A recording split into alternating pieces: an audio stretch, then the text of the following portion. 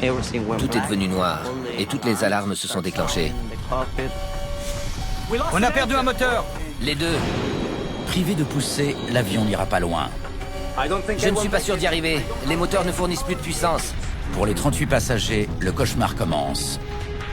Ils vont bientôt s'écraser. Là. On y va? On va se gêner. Ok. Pour éviter le drame, l'équipage doit réussir un des plus grands exploits de l'histoire de l'aviation commerciale. Bon.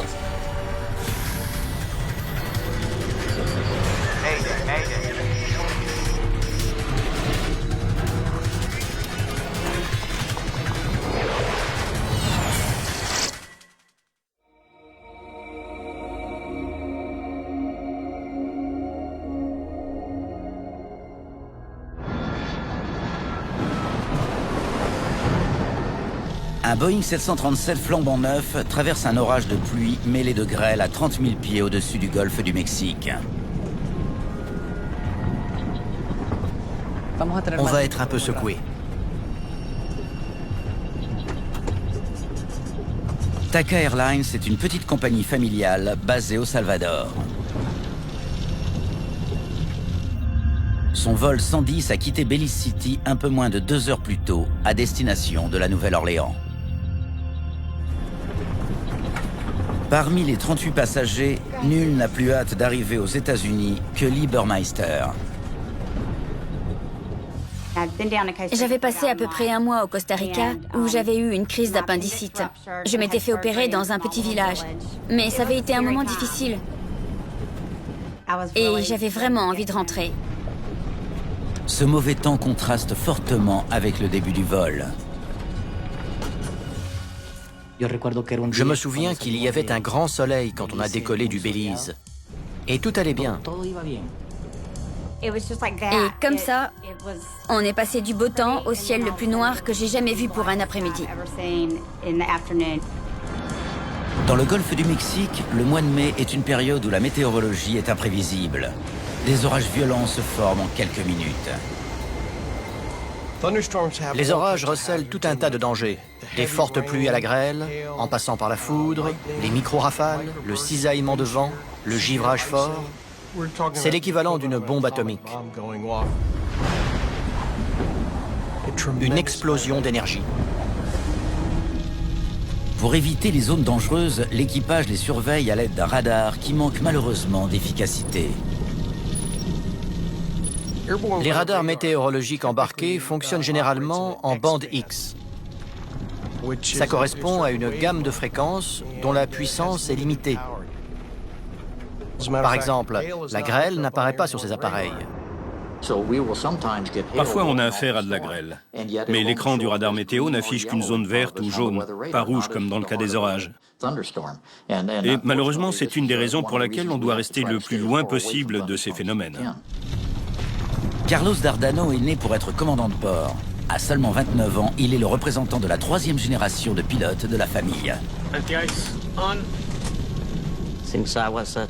Depuis tout petit, je rêvais de devenir pilote, de passer mon temps au milieu des avions.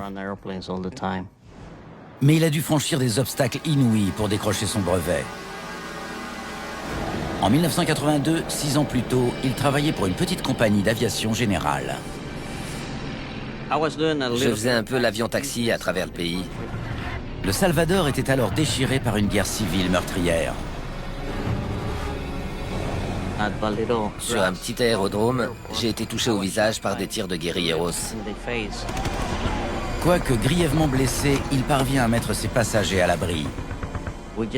J'ai décollé et j'ai volé très bas pendant une vingtaine de minutes, le temps de rallier un aéroport. Mais il perd son œil gauche. La balle est entrée ici et elle a traversé. Toutefois, il refuse de renoncer à son rêve. Et malgré son handicap, il décroche son brevet de pilote professionnel. TACA 110, approche finale pour la piste 28. Descente à convenance. Vous maintiendrez 4000 pieds. Merci. TACA 110, 4000. Le copilote, Dionisio Lopez, compte plus de 12 000 heures de vol et a déjà souvent travaillé avec Carlos Dardano. Instructeur de vol chez TACA, le commandant Arturo Soli est à bord pour analyser les performances du nouvel avion. La compagnie a pris livraison de ce 737-300 seulement 2 semaines plus tôt. La grêle va rayer la peinture. On avait vraiment peur que la peinture s'abîme parce que l'avion était flambant neuf. Le 300 est le dernier né de la gamme d'avions de passagers bimoteurs la plus vendue du monde. Il est plus aérodynamique que ses prédécesseurs. Et il est équipé d'un nouveau turboréacteur à la pointe de la technologie. Quand on ramène un nouvel avion qui coûte plusieurs millions, qui est tout nouveau, tout beau, il n'y a pas qu'à l'équipage que ça fait plaisir. À la compagnie aussi, surtout une petite. Donc c'était un sacré événement. À 50 km de la Nouvelle-Orléans, l'avion entame la descente finale. On a eu l'impression de percuter un mur. On sentait de fortes turbulences et dans le poste de pilotage, il y avait un vacarme énorme à cause des grêlons qui frappaient l'avion. Asseyez-vous et attachez-vous, s'il vous plaît. C'était horrible. Il y avait plein d'éclairs, le vol était difficile et on se faisait rudement secouer.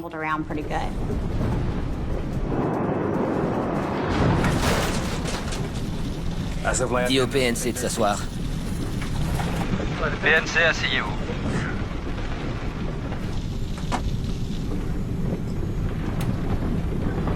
Soudain, à moins de 17 000 pieds, l'inquiétude monte d'un cran.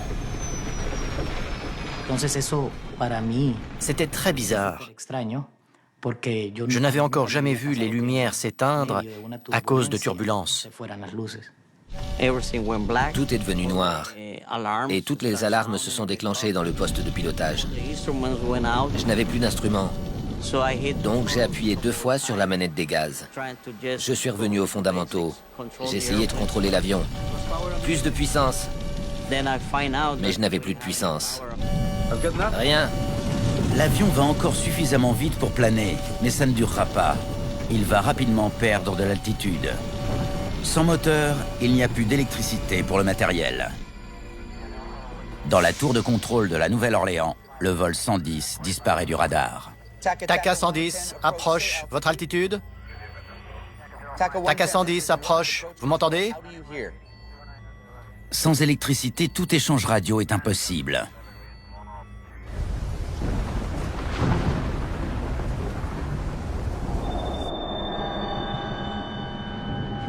Il n'y avait pas un bruit. On n'entendait pas les moteurs. Il n'y avait pas de lumière. Comme quand on est dans une pièce sombre privée de courant.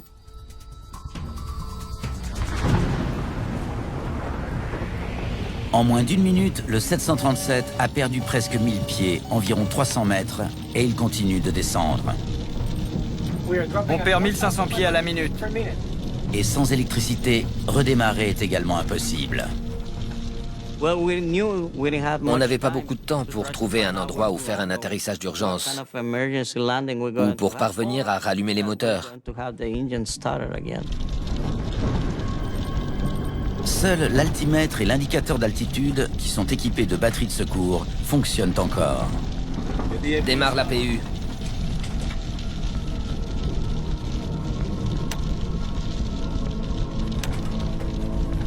L'APU est un groupe électrogène auxiliaire qui alimente en électricité les systèmes principaux. Mais sa mise en route prend du temps. Et à chaque minute qui passe, le Boeing s'approche un peu plus des eaux du golfe du Mexique.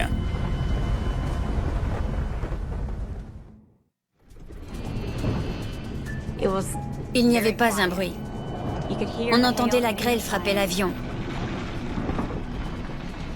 Je me suis dit que c'était la fin, qu'on allait tomber, que ma dernière heure avait sonné. Surveille les indicateurs. Sans ses moteurs, cet avion sophistiqué s'est transformé en planeur de 43 tonnes. On se demandait si on pouvait mettre l'APU en route assez vite. On planait au milieu d'un orage et on essayait de remettre le courant.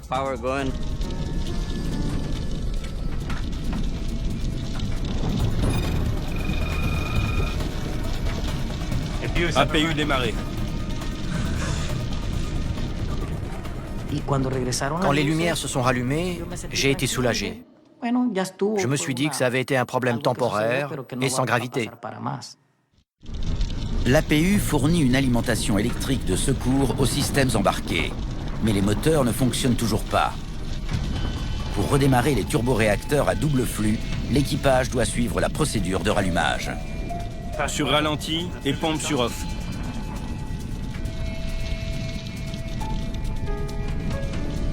L'APU peut fournir assez d'électricité pour redémarrer, mais ça prend du temps. Il faut environ 30 secondes, mais on a l'impression que ça dure une vie entière.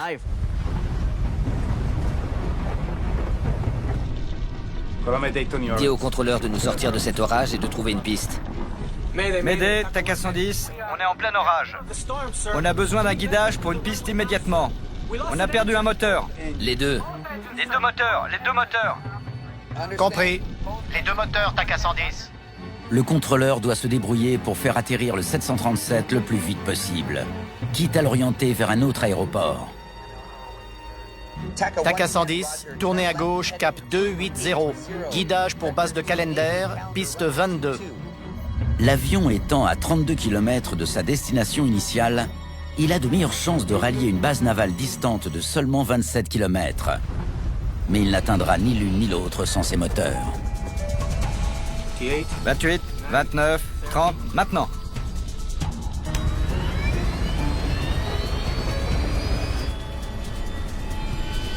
À 1500 mètres du sol, le moteur gauche repart.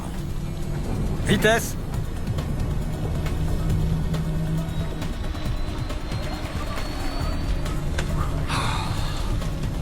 Bien.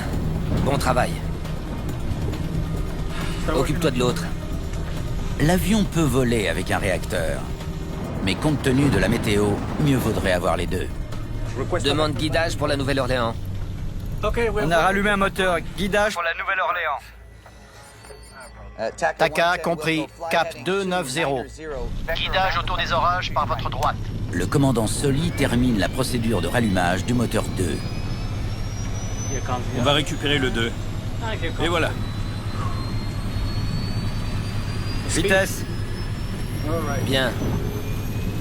Tu as les deux. Les réacteurs étant repartis, la crise semble avoir été évitée. On a récupéré nos deux moteurs. Merci pour tout ce que vous avez fait. On va descendre au 3-1-0. Les moteurs sont repartis, mais personne ne s'est senti mieux pour autant. Ça allait mal.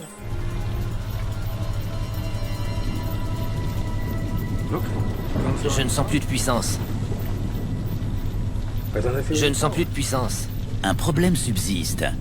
Apparemment, les moteurs fonctionnent, mais ne fournissent aucune poussée. Ils n'ont pas redémarré. Puis, les voyants indiquent une surchauffe.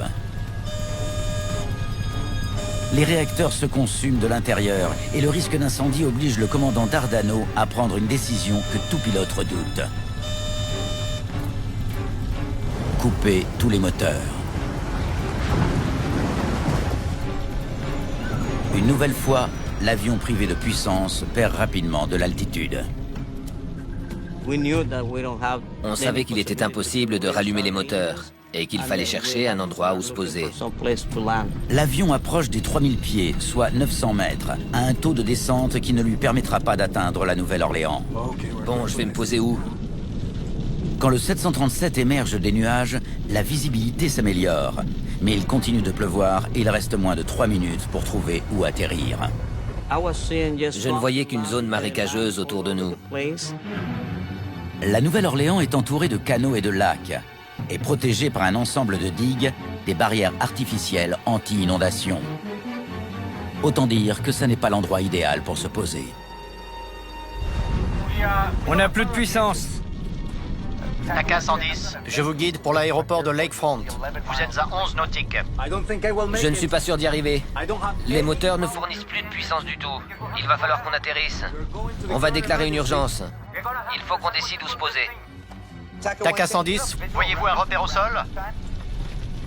Oui, Taka 110, il y a une autoroute droit devant vous à midi. à 7 nautiques. voyons voir. C'est peut-être la seule solution. C'était sûrement une possibilité, mais sur une autoroute, il y a toujours des voitures. Il n'était pas question que je me pose là parce que je risquais de tuer encore plus de gens. Ce n'était pas envisageable. 11 ans plus tôt, un avion de Southern Airways, confronté à une urgence identique, s'était posé sur une route de Géorgie aux États-Unis. L'atterrissage en catastrophe avait tué 9 personnes au sol et 63 à bord.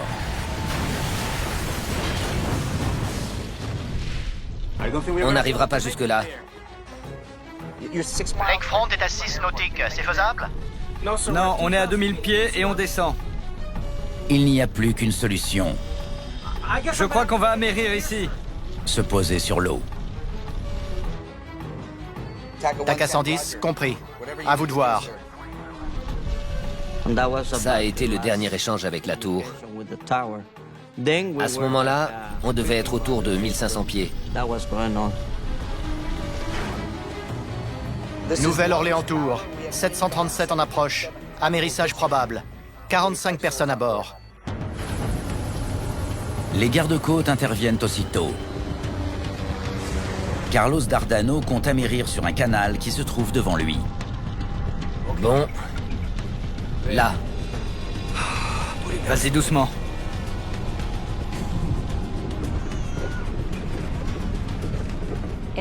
À bord, on se disait tous qu'on n'allait pas s'en sortir.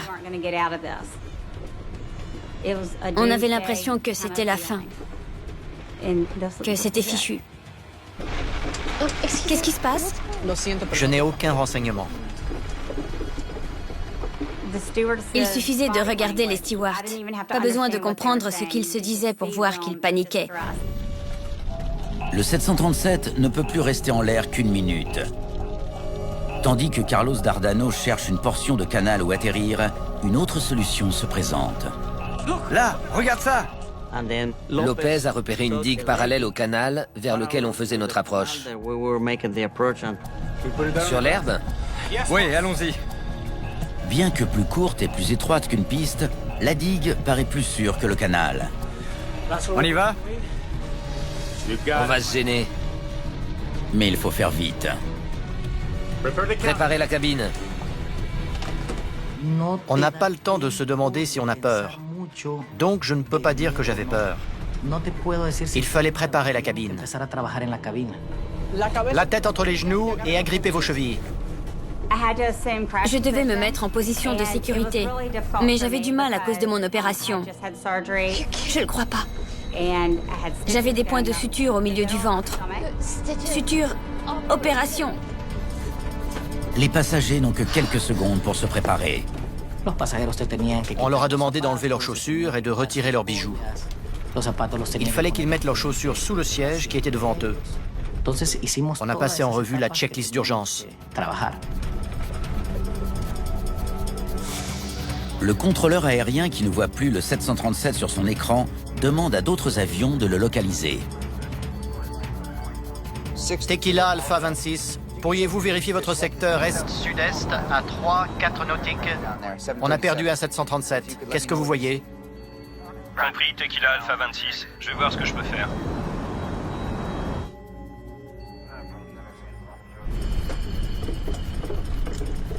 J'ai pris peur quand je suis retourné m'asseoir. C'est à ce moment-là que j'ai vraiment été effrayé. Bon, sors le train. Bien. Mais le commandant vole toujours en direction de l'eau. La digue était à droite. Pour avoir une chance de s'y poser, il doit faire un changement de trajectoire très brusque, qui exige d'exécuter une manœuvre risquée baptisée glissade. Donc, il a fallu faire une petite glissade pour s'aligner et atterrir correctement. C'est une manœuvre réservée aux petits avions ou aux planeurs qui n'est pas prévue pour un appareil de 43 tonnes. Mais c'est un risque à courir. On s'accroche. J'ai prié. Je n'arrivais pas à croire ce qui nous arrivait. L'avion n'est plus qu'à 700 pieds, environ 200 mètres. Sans moteur, les pilotes n'auront pas d'inverseur de poussée pour ralentir une fois au sol. Et privé d'un œil, Carlos Dardano ne pourra pas évaluer la profondeur à l'approche de la bande herbeuse étroite, égorgée d'eau. Mon Dieu, mon Dieu! Je m'étais préparée à voir l'avion exploser. Je m'étais préparée à une tragédie. Et dans ma tête, j'avais dit adieu à ma famille. On y est. Il y a un mur en ciment à l'entrée de la digue et un talus très incliné sur la gauche. Y a-t-il assez de place pour se poser? Attention à l'aile gauche. J'ai vu. Allez. On tient le bon bout, ma poule. On tient le bon bout.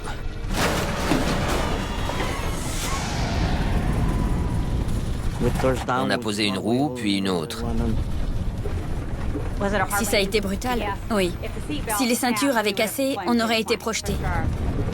Sur l'herbe détrempée, l'avion risque de déraper et de basculer dans l'eau. Je me contentais de maîtriser l'avion. Je n'appuyais pas sur les freins pour ne pas perdre le contrôle au dernier moment.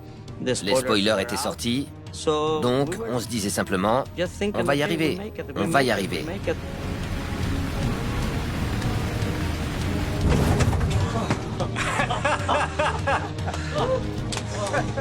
Bravo. Bravo. Bravo, mon ami. J'ai été surpris. Ça a été brutal. Mais chouette, parce qu'on était vivants.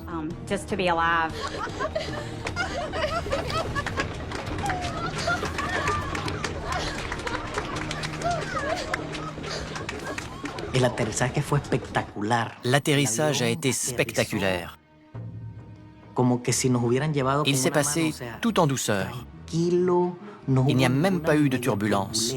C'était absolument parfait. Je crois que ça a été mon plus bel atterrissage. Par le hublot, je n'ai pas vu de flamme. Donc j'ai ouvert la porte et j'ai déployé le toboggan d'évacuation. Prenez la sortie la plus proche. Il fallait sortir parce que l'avion allait exploser.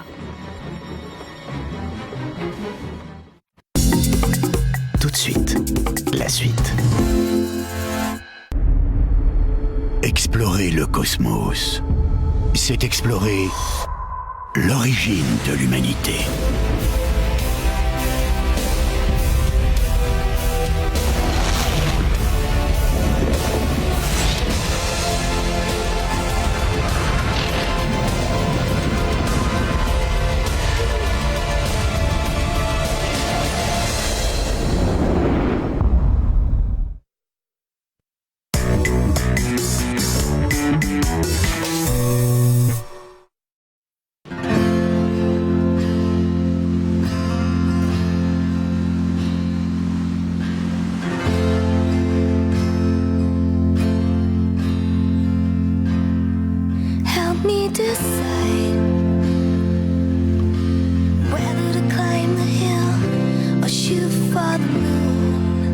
Découvrez les îles Grenadines en catamaran Catlante et réservez votre croisière dès maintenant sur catlante.com.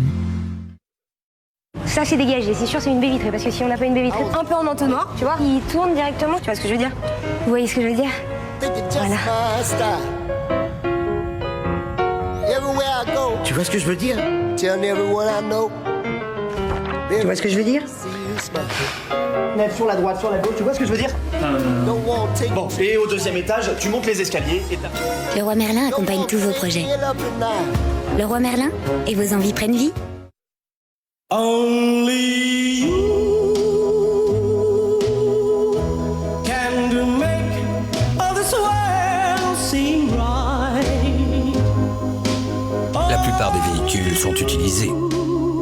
plus de 60 ans, l'un d'entre eux est vraiment aimé. Le Transporteur, l'original. Et jusqu'au 30 juin, le Transporteur est à partir de 239 € par mois sans apport. Volkswagen, véhicule utilitaire.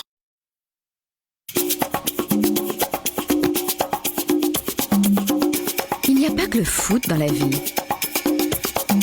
Il y a tout le reste aussi. Tout de bon Brésil, c'est l'événement du mois de juin sur Voyage. Tout de bon. Tu vas voir, c'est délicieux. Délicieux? Alvaye, c'est plus que délicieux. Alvaye, c'est des légumes gorgés de soleil et un assaisonnement de caractère. Chut. Maintenant, vous pouvez déguster le gazpacho Alvaye. La soupe froide venue d'un pays chaud, c'est Alvaye. It had to be you. It had to be you. It had to be you. Avec la 4G Orange, on peut tous avoir des super pouvoirs. Orange. Atoll, les opticiens innovent. Découvrez chez Atoll les exclusivités transition. Les verres nouvelle génération se teintent selon la luminosité et s'adaptent à toutes les situations. Et ça, j'achète. Nouveau chez Atoll, les verres transition, c'est 100% satisfait ou échangé. Atoll, les opticiens.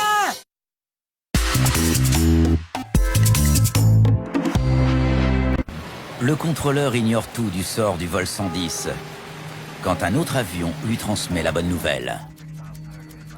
Tequila Alpha 26, tout a l'air bon. Le pilote a dû faire du très bon boulot. Il a réussi. Et devinez où il est.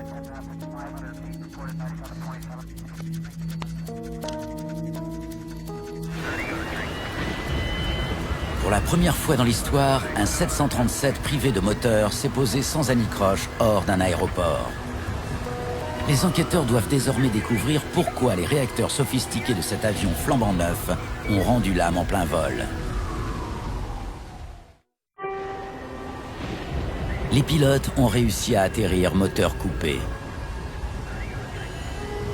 Hasard des circonstances, ils se sont posés sur un terrain appartenant à la NASA, le site Michoud, où on fabrique des pièces pour la navette spatiale. L'évacuation a été rapide. On est sorti tout de suite en glissant sur les toboggans. Je suis allée jusqu'au bout de la digue. Il y avait des infirmières et elles ont examiné mes sutures.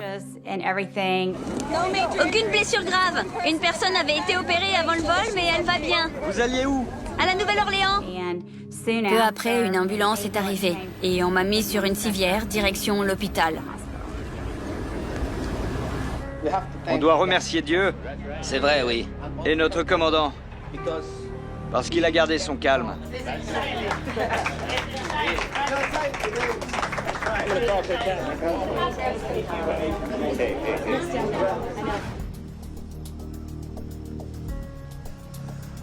On ne voit pas ça tous les jours.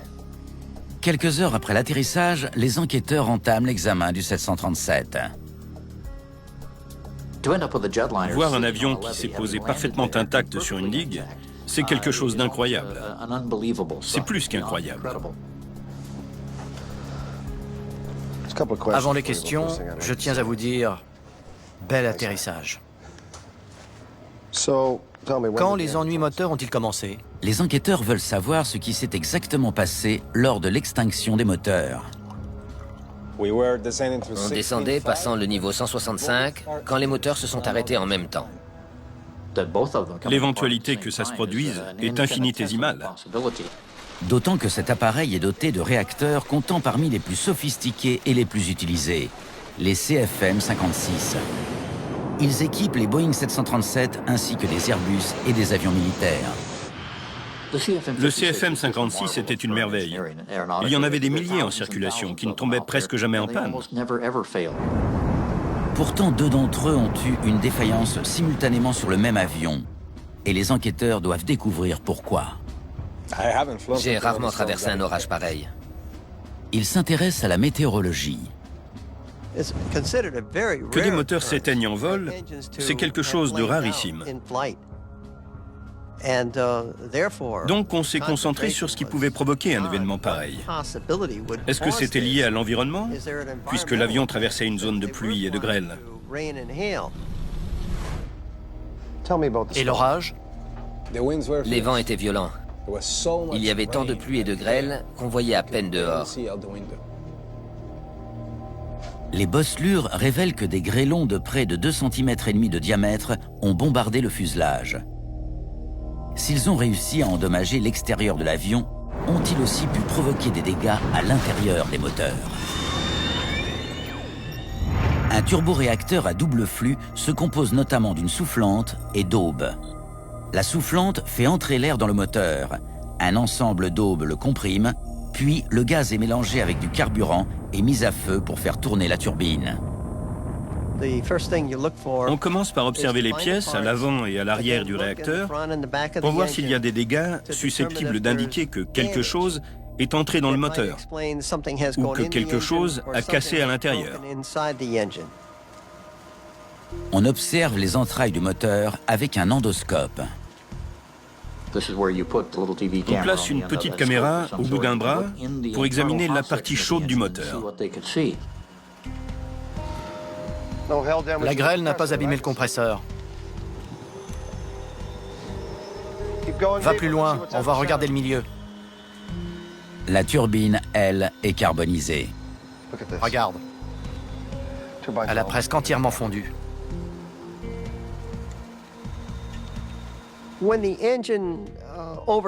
Quand un moteur est victime d'une surchauffe pendant suffisamment longtemps, il arrive que les aubes de la turbine finissent par fondre. Et l'alarme de température?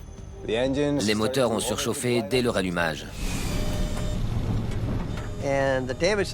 Compte tenu des dégâts, la fonte des aubes, les turbines ne peuvent plus produire de poussée. Mais ça n'explique pas pourquoi les moteurs avaient cessé de fonctionner une première fois. Quelque chose a provoqué l'arrêt des moteurs. Ils se sont rallumés et c'est seulement à ce moment-là qu'ils ont pris feu. Mais avant de chercher des réponses, les enquêteurs doivent s'occuper d'un problème plus pressant.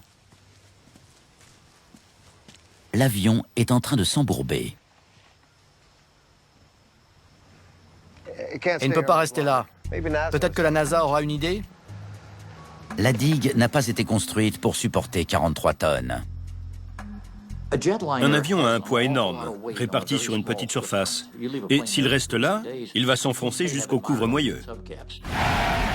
Il y avait à peine assez de place sur la digue pour atterrir, mais décoller pourrait s'avérer encore plus problématique. Il y avait 3 possibilités.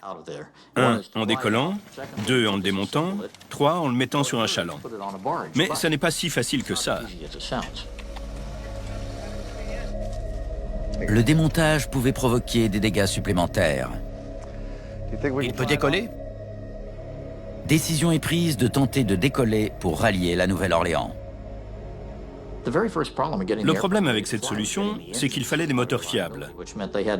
Donc on a remplacé celui de droite qui était cuit et révisé celui de gauche qui était encore utilisable.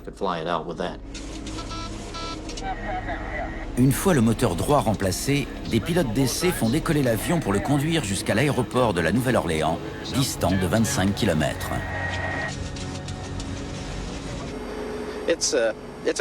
C'est une belle opération de sauvetage qu'on est en train de faire. On peut accélérer jusqu'à atteindre la vitesse de décollage et ensuite, on pourra s'arrêter où on voudra.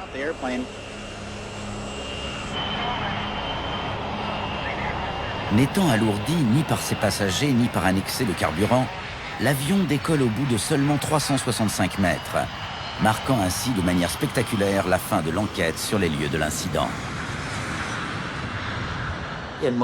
La plupart des fois où un avion arrive intact dans un endroit imprévu, il ne peut pas repartir en volant. Ça a été un coup de chance. Bonjour. Les enquêteurs doivent désormais comprendre pourquoi les moteurs se sont arrêtés en plein vol. Si c'est la faute de la pluie, des milliers d'autres avions sont menacés. C'était incroyable, parce que ces réacteurs étaient fiables. Orage ou pas, ils devaient fonctionner. Alors que s'était-il passé? Les CFM56 sont conçus pour résister aux fortes pluies. En vol, l'essentiel de l'eau est détourné de l'intérieur du réacteur et ce qui entre doit pouvoir s'évaporer ou être évacué. Les moteurs ont été envoyés au centre d'essai du fabricant, dans l'Ohio. Il y a tout le matériel permettant de simuler une ingestion d'eau. Si un défaut de conception a provoqué la panne, les enquêteurs doivent le débusquer. Et ils comptent sur ces essais pour obtenir des éléments de réponse. Il fallait utiliser les normes de certification que la FAA avait appliquées pour autoriser ces réacteurs. Voyons ce qu'ils endurent. En gros, on projette de l'eau avec des tuyaux directement dans l'admission du moteur. Et on ajuste la quantité d'eau par rapport à la quantité d'air pour simuler les conditions en vol. Malgré des essais rigoureux, aucune défaillance n'a lieu. Donc, ça n'était pas la pluie. Les moteurs fonctionnaient, donc il y avait autre chose. Il fallait s'intéresser à la météo pour voir si elle avait été particulièrement violente. On a perdu un moteur. Les deux. Les deux moteurs. Les enquêteurs analysent toutes les données disponibles concernant l'orage qui a fait tomber le vol 110. C'était un orage, mais de grêle. L'avion de l'Ataka s'est retrouvé face à un front au nord, à des vents très forts et à un courant vertical qui a créé plusieurs zones de formation de grêle. Sous des latitudes méridionales, ces phénomènes sont plutôt rares, donc c'était anormal. Les réacteurs sont conçus pour résister à l'eau. Mais les enquêteurs ignorent si la grêle se comporte comme l'eau une fois à l'intérieur. Personne n'a pensé à la grêle. La grêle ne se forme que dans un orage. C'est une goutte d'eau qui gagne de l'altitude jusqu'à atteindre une zone où la température est négative et qui se transforme en glace. En s'alourdissant, elle repasse sous cette limite de température, elle se couvre d'eau et elle remonte dans la zone où elle gèle. Donc, un grêlon se compose de plusieurs couches de glace agglutinées autour d'une particule. Les moteurs ont été étudiés pour résister à des grêlons d'une certaine taille. Les normes de certification de la FAA prévoient des grêlons de 2,5 à 5 cm de diamètre. Mais certains grêlons plus petits ont frappé le 737. Ils ont pu traverser la soufflante et les aubes du compresseur pour s'accumuler au cœur du réacteur où ils ont fondu. Normalement, la grêle n'entre pas à cet endroit. Mais si elle y arrive, que se passe-t-il? Les enquêteurs calculent la quantité de grêle susceptible de s'être engouffrée dans le réacteur, puis estiment le volume d'eau que sa fonte a produit. Ça fait bien plus d'eau. Reste à savoir si cet excédent a submergé les CFM56 au point de les faire s'arrêter. Essayons avec plus d'eau. Cette fois, les robinets sont ouverts en grand pour simuler la fonte de la grêle dans le réacteur. Avec assez d'eau, on provoquerait peut-être une panne. Donc ils ont essayé en faisant tourner le moteur à haut régime,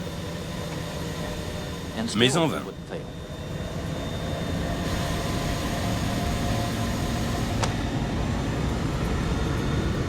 On a raté un truc. Quelque chose de spécifique au fonctionnement de ce moteur avait-il joué un rôle dans la perte de puissance?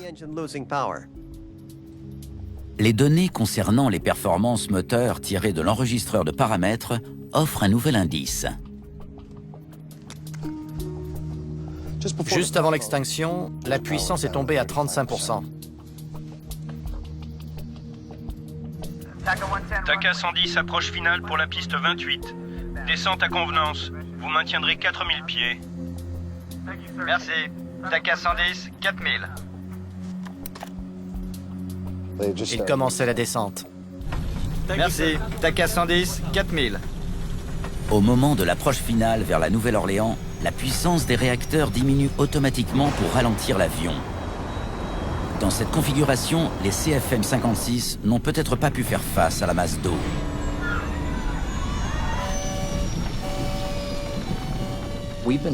On avait fait les tests à plein régime, comme la FAA, sauf que l'avion était en descente. Tout de suite, la suite. Pour ces hommes, atteindre le ciel signifiait surmonter l'impossible. Avec humilité On y est. et sens du devoir, ils sont devenus des héros. La guerre vue du ciel, tous les jeudis à 21h30 sur National Geographic Channel.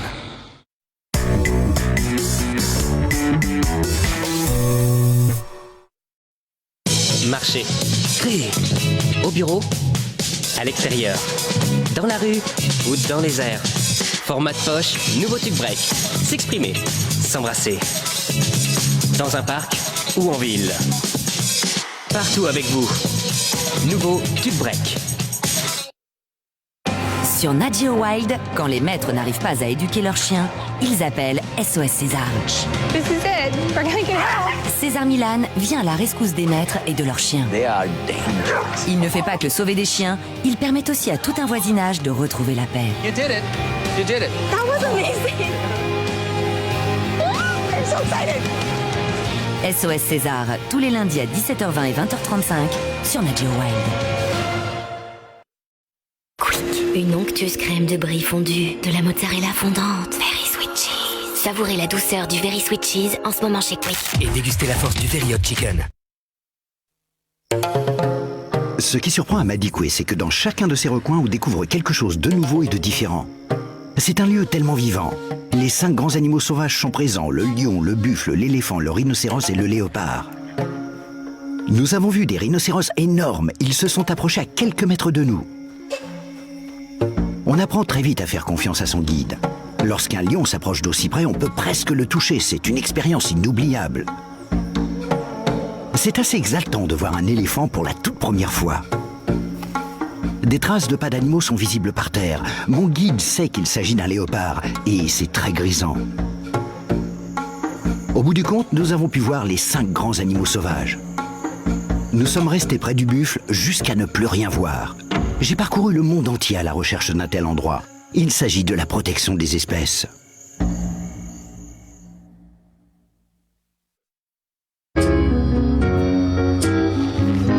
It had to be you. It had to be you. It had to be you. Avec la 4G Orange, on peut tous avoir des super pouvoirs. Orange. Tu vas voir, c'est délicieux. Délicieux? Alvaille, c'est plus que délicieux. Alvaille, c'est des légumes gorgés de soleil et un assaisonnement de caractère. Chut. Maintenant, vous pouvez déguster le gazpacho al valle. La soupe froide venue d'un pays chaud, c'est al valle.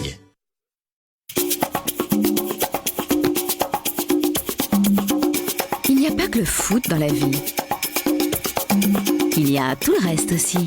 Tout de bon Brésil, c'est l'événement du mois de juin, c'est un voyage. Tout de bon.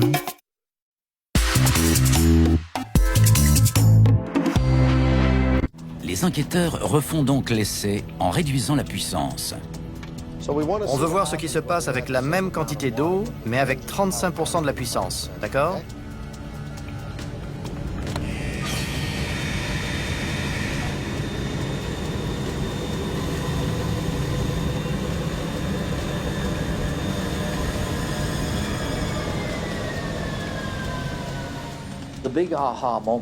Ça a fait tilt quand ils ont compris que c'était le régime moteur qui permettait de faire face à la quantité d'eau, et vraisemblablement de grêle.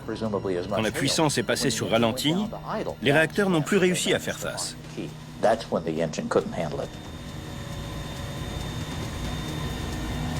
On est fixé. Mauvais timing.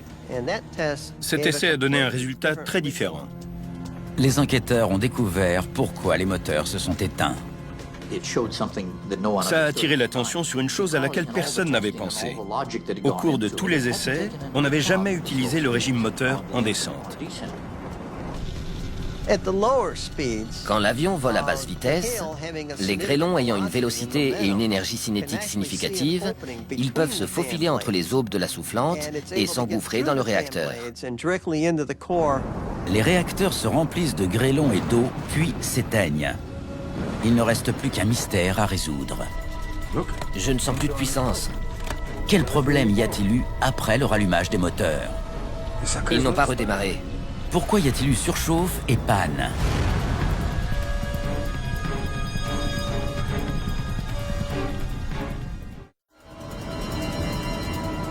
Quand les moteurs se sont arrêtés, l'équipage a dû intervenir rapidement. Plus de puissance. Pour redémarrer les moteurs, il a d'abord fallu brancher l'APU. Démarre l'APU. Comme les moteurs ne tournaient plus, ils n'aspiraient plus ni air ni eau. Et rien ne garantissait qu'ils repartiraient. Si toutes les conditions ne sont pas réunies, il peut se produire une surchauffe au démarrage. Quand il y a trop de carburant par rapport à la quantité d'air admise, les flammes s'engouffrent dans la turbine et il y a un risque de surchauffe. Après avoir étudié le comportement des moteurs, les enquêteurs concluent que la surchauffe et la défaillance consécutive des CFM56 ont résulté d'un incident de ce genre. Mayday, on a perdu un moteur. Les deux. Les deux moteurs. Les deux moteurs. Les réacteurs sont inondés de carburant, mais comme le temps manque pour les purger, Carlos Dardano redémarre. Si le timing n'est pas bon, il y a forcément une surchauffe. Mais loin de moi l'idée de critiquer le pilote qui l'a fait quand son avion tombait. La pluie et la grêle ont nui au fonctionnement d'un avion de ligne moderne, et la catastrophe a été évitée de justesse. Les enquêteurs doivent dès lors trouver un moyen de s'assurer qu'un tel incident ne se reproduira plus. Ce qu'il y a de bien en sécurité aérienne, c'est qu'en cas de problème, tout le monde collabore. Dans ce cas, il fallait faire des changements dans le réacteur. Ça n'était que des ajustements, mais ils ont été faits instantanément. Et on peut saluer ceux qui y ont pris part. La forme du cône et l'espacement des aubes sont modifiés pour que les grêlons entrent moins facilement. Et on pose également des trappes d'évacuation supplémentaires pour purger plus d'eau. L'incident ne s'est plus reproduit, alors que des milliers de CFM volent chaque jour pendant des heures. Dans l'année qui suit l'incident, tous les 737-300 sont équipés de réacteurs modifiés. L'avion de Carlos Dardano reprend du service un mois après sa mésaventure. Là, regarde ça! On y va? On va se gêner. Le comportement de l'équipage a fait date dans le milieu aéronautique. Décider au dernier moment de se poser sur la terre ferme alors que les pilotes allaient amérir, puis réussir la manœuvre, c'était exceptionnel. Les enquêteurs louent le sang-froid du commandant. Attention à l'aile gauche. J'ai vu. Il a évité un drame.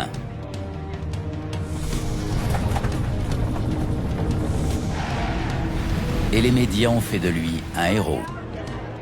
Ces passagers ont de quoi être ravis. Carlos Dardano et son équipage ont gardé leur calme. Et c'est pour ça que 45 personnes sont encore vivantes. La tradition familiale se perpétue chez les Dardano. En effet, le fils et la fille de Carlos ont repris le flambeau et sont devenus pilotes. J'étais furieux de m'être fait tirer dessus. J'ai perdu partiellement la vue, puis j'ai eu cet accident qui s'est bien terminé. 20 ans après, j'ai ma carrière, j'ai une belle vie. On vit pour une raison, et cette raison,